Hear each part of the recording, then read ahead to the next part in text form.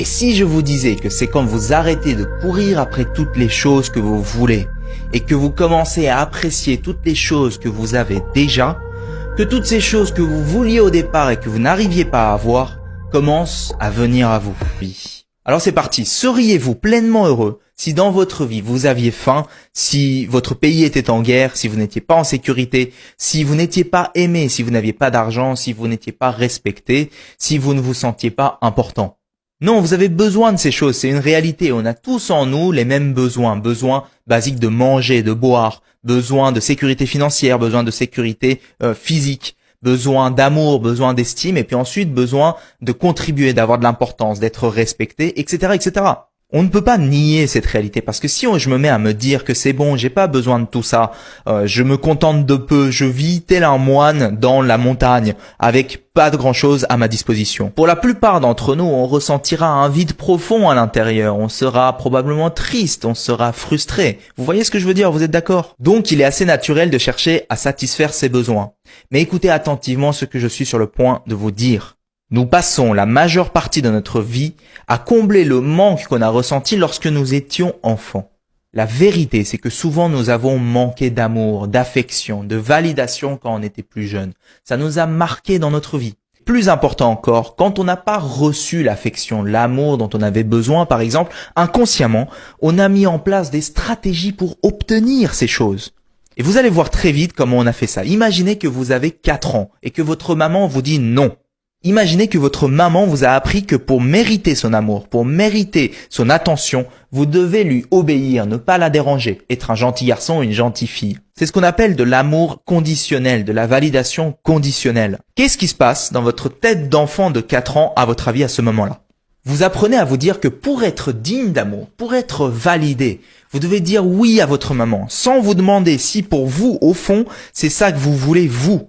Vous apprenez que dans la vie, si vous voulez être aimé, validé, si vous voulez obtenir l'approbation des autres, vous devez dire oui aux autres. Et ça y est, vous venez de mettre en place une stratégie. Des stratégies comme ça, il y en a plein. La fausse gentillesse, la fausse humilité, la peur de vous affirmer, refuser de nouvelles opportunités, courir après les gens, etc., etc. Le problème, c'est que ces stratégies qu'on a mis en place, elles ne sont pas bonnes. Ce sont précisément les raisons pour lesquelles vous n'obtenez pas les choses que vous voulez obtenir. Et c'est là qu'on revient avec ce sujet initial. Eh bien, ressentez l'énergie dans laquelle vous êtes quand vous êtes comme ça. J'ai vraiment besoin de ça. Si je pouvais avoir telle chose, telle personne dans ma vie, je me sentirais si bien, si entier. Pourrais-tu, s'il te plaît, venir à moi? Tu voudrais bien m'aimer, tu voudrais bien être là pour moi, tu voudrais bien me donner ce dont j'ai besoin, s'il te plaît, s'il te plaît.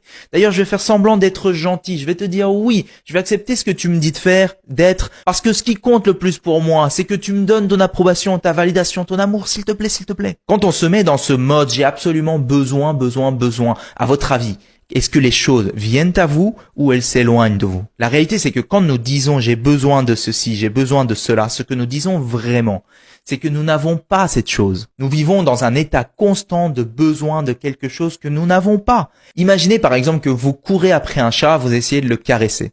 Si vous lui courez après, qu'est-ce qu'il va faire? Il va s'enfuir. Mais quand vous vous relaxez, que vous n'êtes plus aussi dépendant de la réaction du chat, peut-être que le chat viendra à vous. Et à chaque fois que nous courons après quelqu'un ou quelque chose que nous voulons, en réalité, nous projetons notre bonheur sur quelque chose qui est à l'extérieur de nous. Je développe la conviction que le bonheur se trouve en dehors de moi. Vous suivez? Et qu'est-ce que ça signifie? Eh bien, ça signifie que dans mon expérience de la réalité, la source de mon bonheur, c'est les autres, donc j'accorde beaucoup de valeur aux autres. Dans mon expérience de la réalité, je suis la source du manque, du besoin. Je m'accorde peu de valeur puisque c'est moi qui suis en demande pour quelque chose que eux ils ont. J'ai développé la croyance que l'autre détient toutes ces choses que je désire tant avoir. Vous vous êtes convaincu que vous n'avez pas en vous ce que vous recherchez, que l'autre possède en lui ce dont vous avez besoin. Vous voyez ce que je veux dire? Je deviens dépendant de l'autre, dans une dépendance affective. J'ai excessivement besoin d'être aimé et validé par l'autre. Et c'est ça le mécanisme. Quand je suis en mode besoin, je me sens souvent mal. Je me focalise forcément sur le résultat. Est-ce que l'autre va me valider? Est-ce que l'autre va m'aimer? Je développe la peur du regard des autres, la peur d'échouer, la peur de réussir, l'angoisse de passer à l'action. Et bref, je tombe dans l'immobilité. Ça y est, je viens de vous expliquer ce mécanisme de besoin excessif. Le truc, c'est que les gens ressentent très vite l'état d'esprit dans lequel je suis, l'énergie que je renvoie, la vibration que j'envoie. Si je suis dans la peur, ils vont voir que je suis dans la peur. Dans le besoin, ils vont voir que je suis dans le besoin. Que je me concentre sur le résultat, et plus important encore, qu'ils ont le contrôle sur ce résultat. Et les gens, quand ils sentent ça, qu'ils ont le contrôle sur vous, que vous êtes dans le besoin, à votre avis, ils vont être attirés par vous ou ils vont s'éloigner de vous? Alors, je vais pas vous laisser là sans vous donner de solution. Qu'est-ce qu'il faut faire? Quelle est la solution? Eh bien, la réponse se trouve dans la seconde partie de la phrase que le fan de Lamborghini, lui, n'avait pas compris. Quand tu arrêtes de courir après toutes ces choses que tu veux et que tu commences à apprécier toutes les choses que tu as déjà, toutes les choses que tu voulais au départ, que tu n'arrivais pas à voir, commencent à venir à toi. Apprécier toutes les choses que tu as déjà. Ça veut pas dire apprécier mes possessions, ça veut pas dire apprécier un trait de caractéristique en moi. Non, c'est m'apprécier inconditionnellement l'entièreté de mon essence. L'une des choses les plus puissantes que vous puissiez faire, la chose qui changera la qualité de votre vie plus que toute autre chose, c'est d'apprendre que lorsque vous êtes pleinement vous-même, par vous-même, que vous vous aimez, que vous êtes en paix avec vous-même, quel que soit le résultat, vous rayonnez, vous attirez à vous toutes les choses que vous vouliez au départ. Et croyez-moi, ce n'est pas de la magie, ce n'est pas de l'ésotérisme. C'est un phénomène humain et naturel, et je pourrais vous en parler pendant des heures. Et d'ailleurs, vous pouvez regarder la vidéo La loi secrète qui gouverne l'humanité si vous voulez en savoir davantage. Pour arriver dans cet état où vous rayonnez complètement, vous devez d'abord prendre conscience que vous avez de la valeur. Vous devez prendre conscience que vous êtes quelqu'un de génial. Vous êtes quelqu'un d'au moins aussi incroyable que les autres. Vous êtes tout aussi digne d'amour. Que vous êtes l'acteur de votre vie et non un personnage secondaire dans la vie de quelqu'un d'autre. Vous êtes suffisant par vous-même. Vous n'avez pas besoin de quelqu'un d'autre pour vous dire que vous êtes digne d'amour, de respect et d'estime. Vous avez de la valeur. Quand vous savez au fond de vous que vous avez de la valeur, vous vous sentez puissant, alors c'est là que vous rayonnez votre véritable énergie, que vous attirez les gens et les choses qui sont à l'image de ce que vous êtes. Regardez, par exemple, dans les relations, si vous ne réalisez pas que vous avez au moins autant de valeur que cette personne que vous rencontrez, vous êtes pris au piège de votre certitude que vous devez absolument lui plaire, obtenir son approbation, sa validation. Vous allez vous mettre à courir après elle. Et qu'est-ce qui se passe quand vous lui courez après?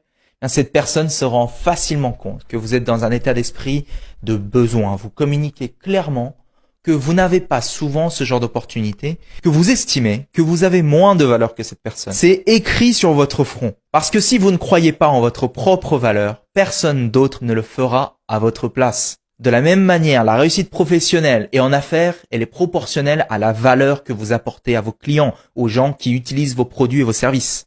Mais lorsque, au lieu de vous concentrer sur la valeur que vous voulez apporter, si vous vous mettez à vous concentrer sur l'argent que vous voulez gagner, la réalité, c'est que vous vous concentrez en fait sur l'argent que vous n'avez pas encore et vous retombez dans cet état d'esprit de manque. Donc, prenez conscience de ces besoins qui ont leur origine dans votre enfance, de ce dont vous avez manqué dans votre passé. Remarquez à quel point vous avez fait du mieux que vous pouviez avec les informations que vous aviez à votre disposition à chaque moment de votre vie, mais qu'il est temps de laisser partir cette ancienne version de vous-même. Commencez à apprécier votre propre compagnie. Réalisez que vous pouvez apprendre à vous aimer par vous-même. Développez la certitude que vous méritez à 100% de vivre une vie épanouie et réussie. Concrètement et au quotidien, ne laissez plus les autres définir votre propre valeur. Apprenez à ne plus être aussi dépendant du résultat. Faites davantage de ce que vous aimez faire, pas votre entourage. Laissez les gens entrer ou partir de votre vie sans forcément chercher à les retenir, à vous agripper à elles, parce que vous savez au fond de vous que vous avez tout autant de valeur que ces gens.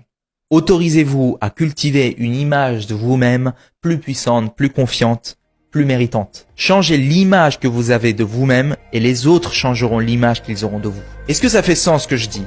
C'est quand j'arrête de courir après toutes les choses que je veux, que je commence à apprécier toutes les choses que j'ai déjà, que toutes les choses que je n'arrivais pas à avoir commencent à venir à moi.